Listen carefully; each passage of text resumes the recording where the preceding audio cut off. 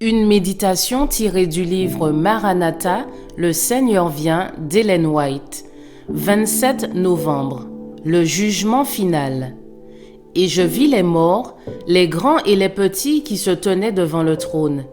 Des livres furent ouverts, et les morts furent jugés selon leurs œuvres, d'après ce qui était écrit dans ces livres. Apocalypse 20, verset 12.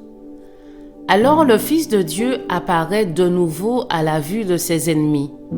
Bien au-dessus de la ville, sur une plateforme d'or étincelant, se trouve un trône blanc élevé.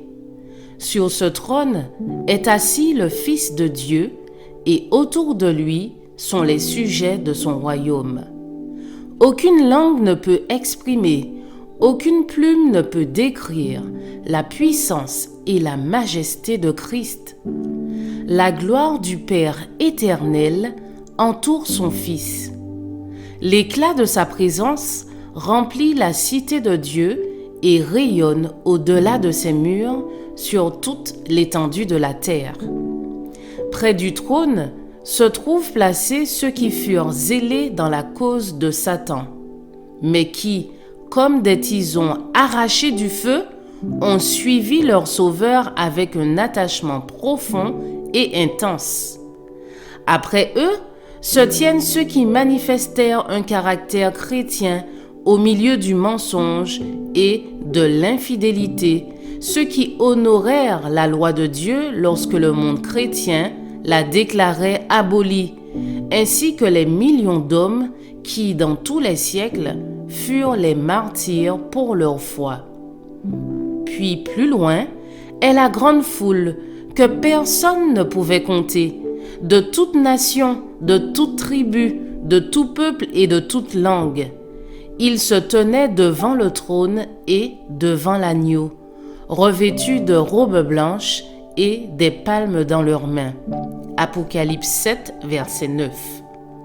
Les rachetés font entendre ce chant de louange que répercutent les voûtes du ciel. Le salut vient de notre Dieu qui est assis sur le trône et de l'agneau. Les anges et les séraphins joignent leur voix à cette adoration. Le couronnement final du Fils de Dieu a lieu en présence des habitants de la terre et du ciel assemblés. Puis, revêtu de la majesté et de la puissance suprême, le roi des rois prononce la sentence finale contre ceux qui se sont rebellés contre son gouvernement et exerce sa justice sur ceux qui ont transgressé sa loi et opprimé son peuple. Dès que les livres du souvenir sont ouverts et que le regard de Jésus se porte sur les méchants, ceux-ci se souviennent de tous les péchés qu'ils ont commis. Je vous souhaite une excellente journée.